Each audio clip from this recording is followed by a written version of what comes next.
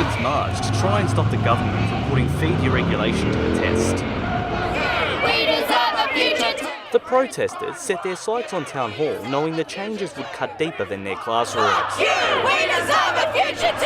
Rugby league has taken big strides in education in recent years, but its student players and Aboriginal contingent are now among those in the firing line. As part of the 2014-15 federal budget, the Abbott government proposed giving universities the power to set their own course prices in what they believe will boost global competition. The Education Minister, as well as key players in the sector, declined to be interviewed on their support for the proposal. Minister Pyne has given the education sector two choices: spread access to higher education or keep the current system and risk being left behind. According to budget papers, university graduates earn 75% more than school leavers over their lifetime. If the proposal gets the go-ahead, it will come into effect on January 1st, 2016. While this system may look internationally attractive, not all students are on the same page. Rayan Jericho Kalimlim focuses on learners from culturally and linguistically diverse backgrounds. The US has already adopted university fee deregulation, which has seen its courses rise past $100,000. Kalimlim says the Abbott government can't guarantee the same won't occur in Australia, which doesn't bode well for those he represents. Affects people from culturally and linguistically diverse backgrounds because they tend to be from first and second generation migrant families with little familiar money and oftentimes little familial support. But course pricing is only part of the education revamp. The student amenities fee is also facing the axe, which concerns Kalimlim, who says it's at the heart of the university experience for those who struggle with the language. The Liberal government are trying to remove that fee, which a lot of university services are relying on. Things like counselling, things like translation services, things like English as a second language services, which a lot of people from culturally and linguistically diverse backgrounds need to be able to, do well at university. Christopher Pyne is looking to transfer one of every $5 of additional revenue towards scholarships for disadvantaged students. Kalimlim had a stern message for Christopher Pyne and the Liberal Party. We will fight you in your electorates. And the students never lose.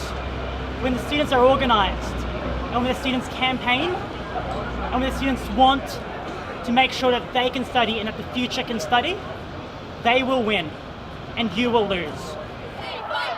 Future university goers will be happy to dump the new prices on HECS. But as fees rise, so does the amount of debt students have to repay. Money isn't the only thing concerning students about the possible education revamp.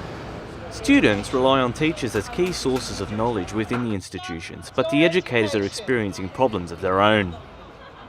The National Tertiary Education Union guards all entrances as they convince students to join the fight.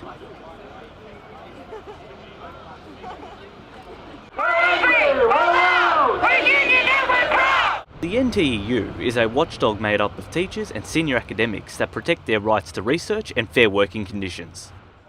Trade unions joined the education body at the front of the UTS tower, but it was not all partying. The two groups pledged their unity as they continued to share ideas on how to grill the government. The proposed changes will not only affect the education sector, with other areas set to feel the ripple effects. The Holden Cup is the National Rugby League's under-20s competition. To play in this competition, athletes must be involved in higher education or working full-time. The Holden Cup is seen as a stepping stone to professional rugby league, but the education revamp could spell exclusion. The university price hike is set to drop participation, especially from those of poorer backgrounds. Tony McFadgen is the Holden Cup Welfare and Education Manager. McFadgen grew up playing rugby league in Canberra and was on the verge of first grade in the late 90s. McFadgen began studying at the end of his football career, but says if he had his time again, he would have started young. 1 in 5 Holden Cup players go on to play one NRL game. That number drops to 12% for 8 games or more, which may make the competition seem like a revolving door. McFadgen insists education is not the competition's safety net. Giving you every opportunity to go in and be part of that 12%. They all think they are, they all think they're going to make it, which is great. You wouldn't be there if you didn't. But we also want to say we'll enhance that ability to go in by the structured nature of work-study. One of the more popular education initiatives is the Graduates of League program, which has a rather interesting story to its creation. Graduates League was grown out of, Ben Cray's inability to sit in the library and go through those sorts of scenarios and get his work done. He kept getting hit up for signatures and photos, etc., as happens. So he's very good with that, but he also saw that there was a need potentially to have, an environment that they could work in that was a little bit different to the other students. So. But the programs start well before players reach the national youth competition. CareerWise is another initiative that helps students who are finishing their HSC and starting their transition to professional rugby league. And then it's really honing in on players or their individual circumstances and what it means to be in the rugby league system and where they're going. McFadyen says it's all about the clubs working closely with the universities to prevent a large drop in participation should fees become deregulated. Potentially on our regional institutions could have some impact, but again, I'd like to think there's relationships between the club and institutions there that maybe avoid any drops. The Holden Cup now boasts a quarter of its Aboriginal players are either attempting a degree or diploma this year. Historically, education has been an area Aboriginal people have recorded lower numbers in compared to non-Indigenous Australians. Who took you out there? Myself. Oh, true. Did you get the train out? Bulldogs Holden Cup junior Adam Elliott is leading the way in improving these trends both in and around the competition. Any schoolwork? I'd like to know. Elliott devotes one day a week to helping Aboriginal students from De La Salle College make the most of their higher education. So far, I've been working here for a term now.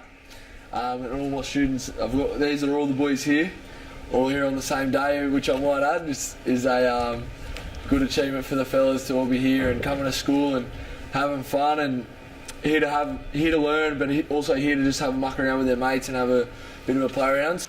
Elliott is brought in to talk to the boys about their assignments and chill out with a game of touch football when the workload gets tough. Guys, is Adam a good teacher? Yeah. Yes. Yeah. No? Malik reckons not. Inspirational stuff. Malik's on detention. The 20-year-old says he sees a lot of himself in the Year 7 and 8 students, having been brought up with an Aboriginal father. The footballer says the students aren't the only ones who benefit from these activities.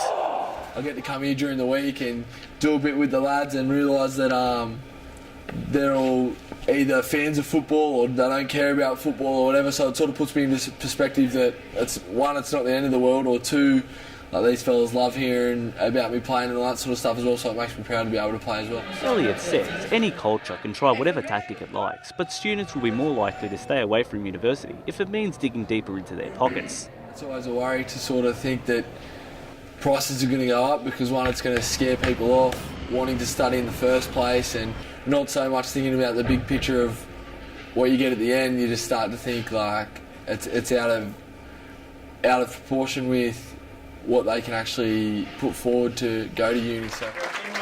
These men are at the top of the class both on and off the field.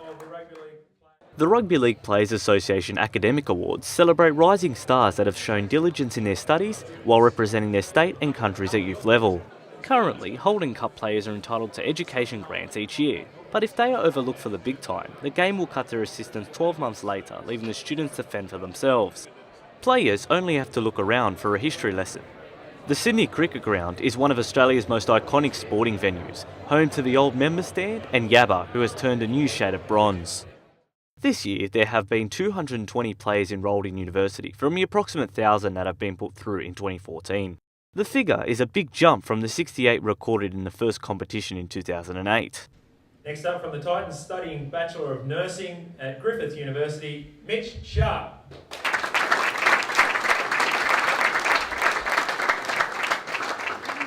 Many believe props aren't the brightest bunch, but Mitch is an exception. Players now start the Holden Cup with one eye on the future as they look at life beyond the potential decade of glory. Footy doesn't last forever. You need something to back you up afterwards. So I don't want to be a footy player that kind of finishes and then ends up just written for the rest of my life, kind of hard work and like that. I'd rather set myself up now and then be able to kind of transition into a job I want to do when I finish footy. But as if two commitments isn't enough, the 20-year-old also works as a labourer during the week to earn some extra cash. I'm just used to being busy now, and you've got to look ahead and plan what's coming in the next few weeks and months and make sure you're on top of it early, especially when we're going away every second weekend. Like Sharp, Cowboys Holden Cup block Corey Jensen knows all too well about travel, having moved from country North Queensland as a youngster to get more exposure in metropolitan Brisbane. Moving to Iggy was not only for my football but for my education as well. They're highly with their education as well. It's probably more of a priority than football. I went there to get my OP and then went pretty much straight into uni. From the Cowboys, Corey Jensen is in his second year of a sport and exercise science degree at James Cook University.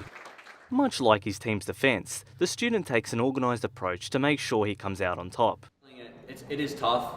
Like as Mitch said, you got to juggle, you got to plan ahead and work out what you're going to do day in, day out. So I sort of try and keep notes and keep a diary and keep on top of things, otherwise it just gets too hectic.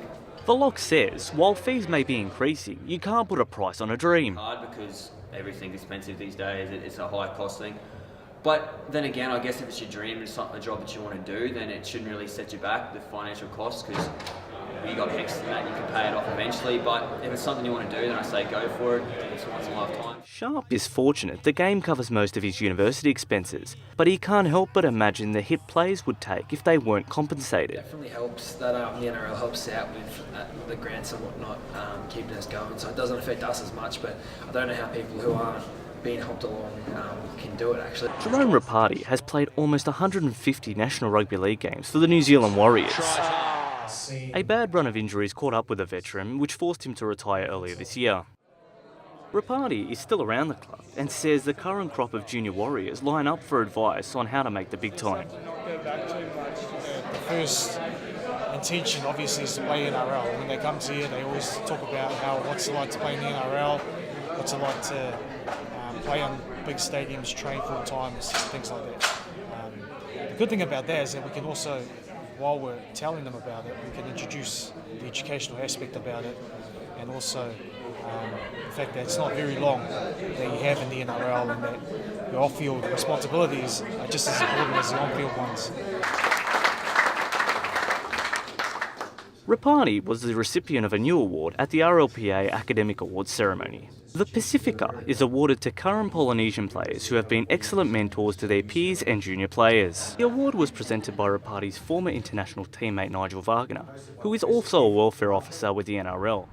You know, it's great that the boys appreciate the opportunity that they've got in the game at the moment. The game's thrown a lot of funding behind it to help support them as well, and working at new ways and new initiative to keep the dream alive, I guess. You know. Wagner boasts an impressive resume, playing 260 NRL games across 4 clubs. While Wagner understands players would put everything on hold for a shot at the big time, he believes education gives them food for thought beyond football. I think once you start early, you understand how to get that balance right, and then that balance will, you can hold throughout your whole career. You understand time management, you understand when you've got to do homework, when you've got to study, but also when you've got to do extras at training. It just becomes a normal habit, and part of being an athlete.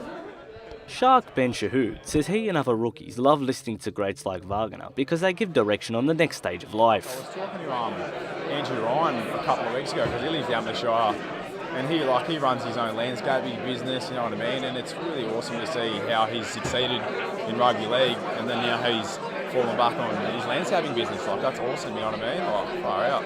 That's something you... Yeah, definitely. Like, even if I do have a career in rugby league and finish by the age I'm 30, like, I'd be able to go back to building houses, maybe just, small renovations. Like, it'd be awesome, eh?